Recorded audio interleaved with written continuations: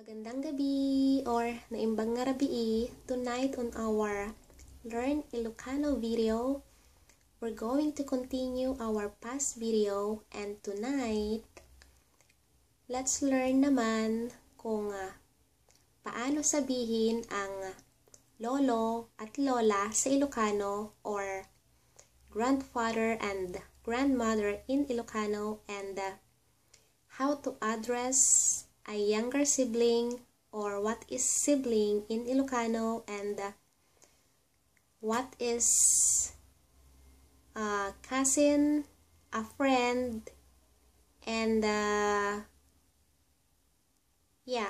cousin and a friend in Ilocano. Simulan natin sa lolo or grandfather. To say lolo in Ilocano, that's apong. Apong lakay. Apong lakay. Apong is like parang siya yung tawag sa mga nakakatanda like lolo or lola, pero kapag sinabi mong apong lakay, it means an older man. Apong lakay. And remember, from the past video, we learned that lakay is an older man. Aside from being used as a form of endearment by wives to their husbands. So if you say apong lakay, it means lolo, or you could just say apong, apong.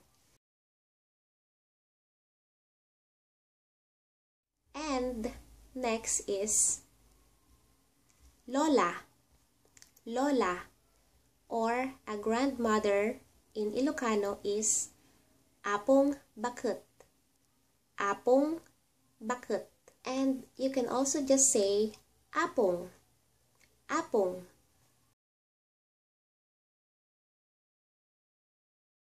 At isa pa, if you say apong, it could either be a lolo, or a grandfather, or a lola, or a grandmother. But if you wanna say a grandmother, or you wanna call your grandma, you say apong baket, apong baket.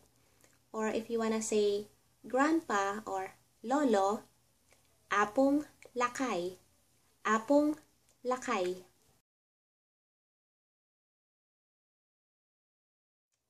At friend, a friend or kaibigan in Tagalog, sa Ilocano, in Ilocano is gayyem, gayyem, gayyem,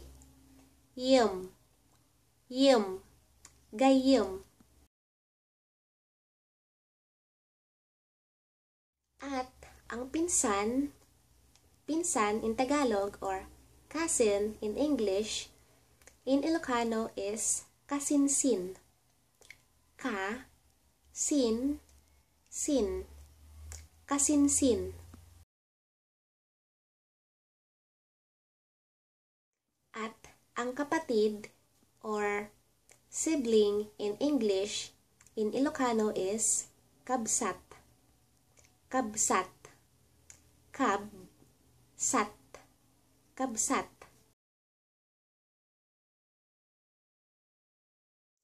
At next ay ading. Ading. Ading. It means a younger brother or a younger sister. A younger sibling. But hindi lang yung mga nakakatandang kapatid ang pwedeng tumawag sa iyo ng ading. Other people may also call you ading as a form of lambing or endearment. I have a cousin, my second cousin, who is about 30-something or 40-something, and she calls me ading. Ading. Ading. It means a younger sibling, a younger brother, or a younger sister.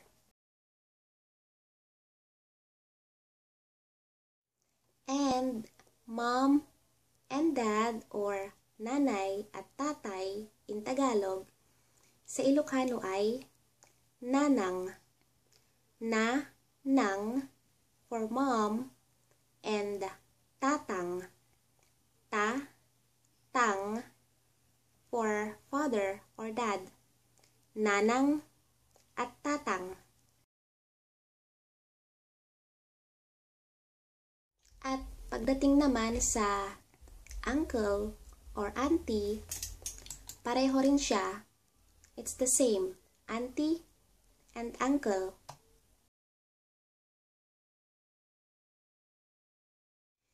Okay, mag-review tayo ng ating Ilocano words. We have Apong. Apong, which means a grandparent, either a grandpa or a grandma or lolo or lola. And for lola, Apong baket. And for lolo, Apong lakay. And we have ading, ding for a younger sibling, a younger brother or a younger sister. We have, and uncle and auntie is also uncle and auntie in Ilocano. Father and mother or nanay at tatay sa Tagalog. Sa Ilocano ay nanang. And for dad, tatang. Nanang at tatang. And a friend is gayyem. Gayyem. And cousin is kasinsin. Sin. And last one, kapatid or sibling is kabsat.